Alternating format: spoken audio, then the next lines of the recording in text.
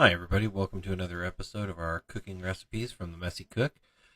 We're going to make some tri-tip tonight. We're going to smoke it up on our pellet grill.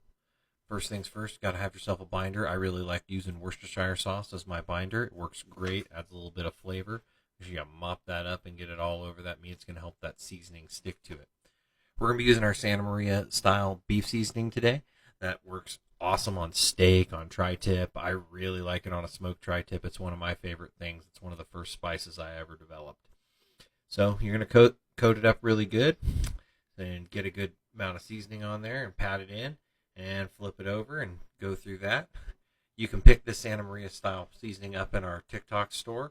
Right now TikTok's running coupons on all our different stuff. You can get all 6 of our seasoning blends together for $40, but then I think they have a 50% coupon on them right now, and that is really going to help you get it for a great price, better than anything I could offer.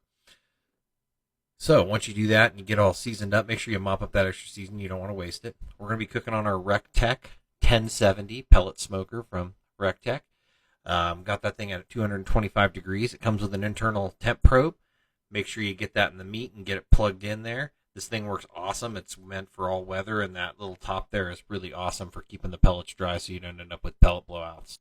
Once you reach about halfway to your desired temp, I went to 125 on this for a nice medium rare.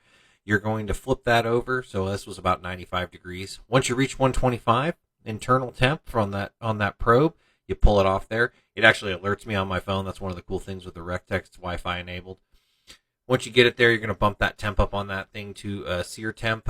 This one will go up to about 700 degrees. I think I threw it on there at about 625. Cooked it for about 2 minutes on one side, flip it, get another 2 minutes there, get a good sear on both sides. That sear and that char is really going to add some flavor and make it a really nice texture for you when you get it off the grill there.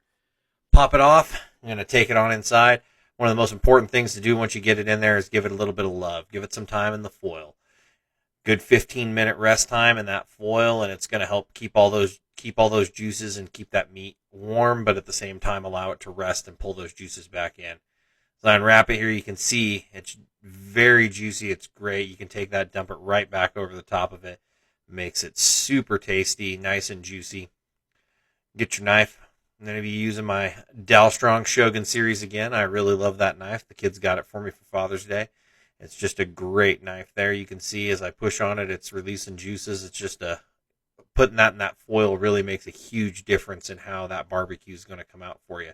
One of the important things there you saw is that I cut that thing in half. What you're going to do is look at where that grain starts to turn, because in a tri-tip that grain turns, and if you don't cut it and then change which direction you're cutting from on that tri-tip, it's going to create some really tough bits for you when you get down to that end of that, because you're going to be cutting with the grain and you're going to be chewing on some really chewy pieces of tri-tip, and nobody likes that.